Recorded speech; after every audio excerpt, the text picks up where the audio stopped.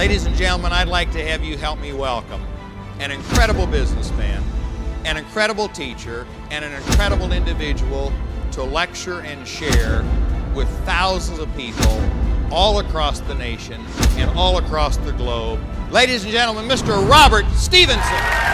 When you look at it, you got to execute flawlessly in every aspect of what you do, or it doesn't happen. And it starts with you. You want to cause your company to fail? Say these words. That's the way we've always done it. No, that's one reason why you're here, to find out new and different ways to do it. And that's what we've got to understand in business. Relentless pursuit of excellence, to take it. Because if you don't like change, you're going to hate extinction. We got a lot of people out there that don't go find out how good they're doing. In my companies, every 6 months, we ask this question to our customers. In a perfect world, if we could provide you perfect service, what are we not providing? Because let me tell you something. A customer will not pick up the phone today and call you and complain. You know what they do? They leave. And getting them back is harder.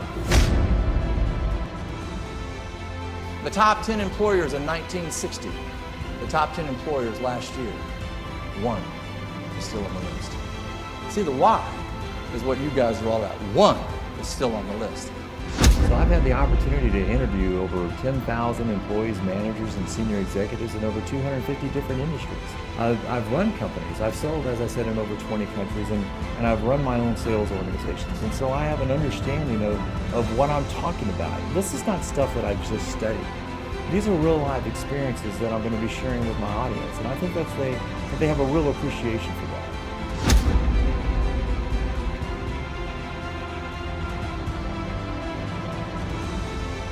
They take a look at it. Where can we be exploited? You know, what markets can be easily invaded, and then they figure out how to shore it up. That's what we're trying to identify, how you can get better at what you do. That's why we're having a meeting like this, to raise the bar on you guys. This is why people bring me in. The average lifespan of a multinational corporation in the United States is 40 years. Just 40 years. Japan and Europe, 12.5. You got to be kidding me. Yeah, we got to raise the bar. If you do what you've always done, you'll be gone. And that's my concern. You've got to understand that future success is not inevitable because of past triumphs. Tell me what you're going to do for me tomorrow. One of my clients, I remember Joe Mullins at Anheuser-Busch, he says, Rob, change is not a way of life, it is life.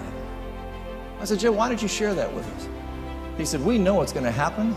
We've decided to do it faster than our competition. That's the attitude that we're looking for. Right now, you can close your eyes and you can visualize the people back at your company that are the right ones, can't you? You can see them right now, the ones you can count on all the time. But you know what's scary? You can also close your eyes and visualize the wrong ones, can't you? You're saying to yourself right now, why in the world did I hire them? They were breathing at the time, okay? And you needed to fill that spot. The worst thing that you could ever do is fill that spot with the wrong person, because they're going to cost you a customer. I remember 25 years ago when I got into the speaking business, I had people tell me I was nuts because I was going to customize my programs to fit the need of my clients. They said it's too time consuming. It's you're not going to be able to do as many programs. It's going to be too hard. And they were right. It was time consuming. It was hard. But the amount of programs I didn't think mattered. To me, it's not the amount of programs that you do. It's doing programs good.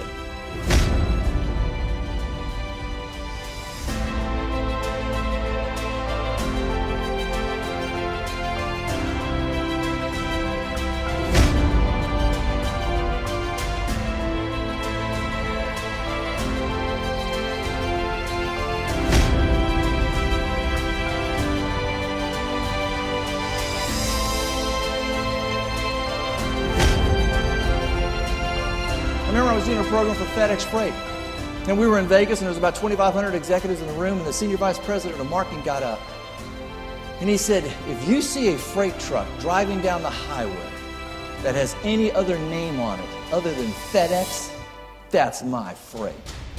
Go get it. And that was the attitude that he had. The business is out there, ladies and gentlemen. We're just going to do what? Take them. I love his personality and his style. Very engaging with the audience and the stories that he tells, the experiences. So he's given me the motivation to just keep going back over and over again until you get the contract that you want and build those relationships.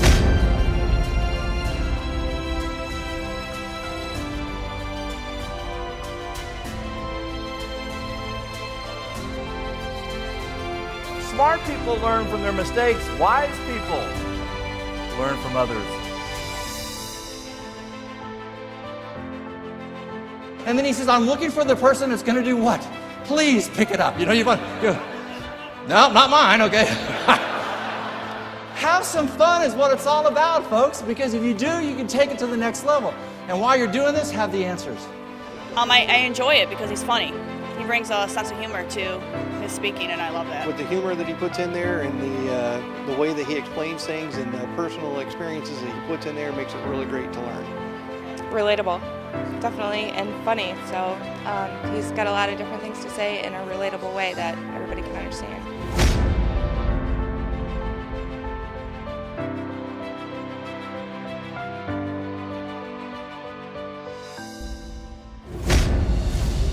Choices in America are everywhere, and you've got to have the product selection or they will be gone. You don't think so, folks? Starbucks. You can buy coffee 19,000 different ways, not counting the 5 different types of milk that you can put in there. Why? Because the customers demanded it. Choices. Tropicana.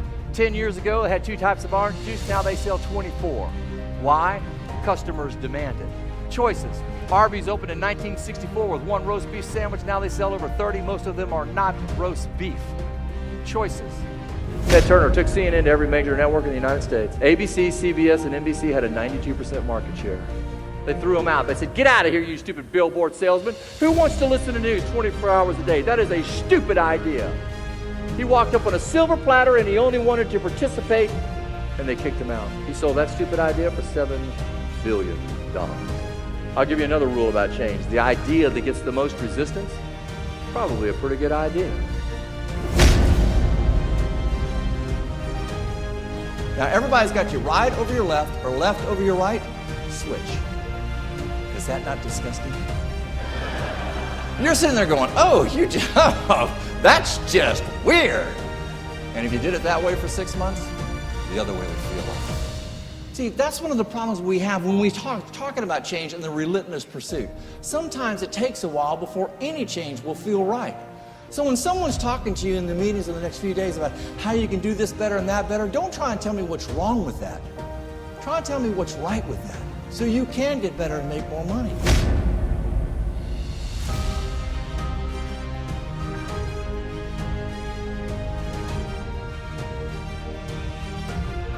I thought he was phenomenal, very engaging, very entertaining.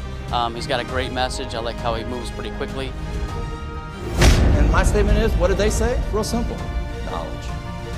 We've got the knowledge. We've got the solutions. That's what was talked about today.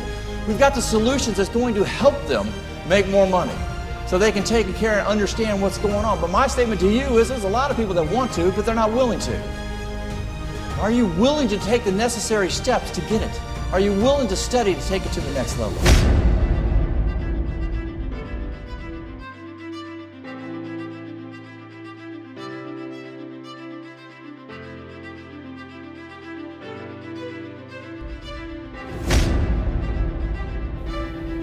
Anybody 25 years old? Let's see if I can get down here. I gotta see somebody. Anybody? Anybody want to be? Oh, you are? Your name, sir, is? Jamie. Corporate America hates you, Jamie. They absolutely hate you. You know why? You want to find out about a company, you have the audacity to do what?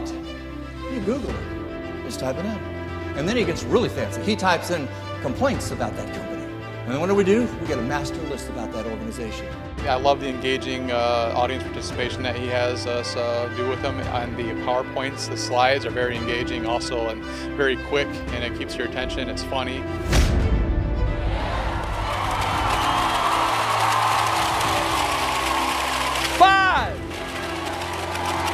Stand back up! Stand back up! Give them a round of applause! Inspire them and motivate them. I love doing that, but then I want to give them things that they're capable of doing when they get home. Style is engaging. Everything he talks about you can relate to on a daily basis. I'm definitely going to take a lot of stuff he talks about back home, so it's good stuff. It's the how-to that's most important. It's the content of telling them, here are the tangible things that you can do when you go back to your office that's going to make you successful. And by doing that, I feel you're going to have a valuable program that I can deliver. He's awesome. He was mentioning things that we never thought of in different light. Vibrant, energetic, knowledgeable. One thing that's neat about my industry, but also scary about my industry, is that I'm going to be up there for an hour to 2 hours sharing my soul, giving all the experiences that I can to the audience in the room, and at the end, you're going to know how you did. Oh, wow. Thank you. Thanks so much.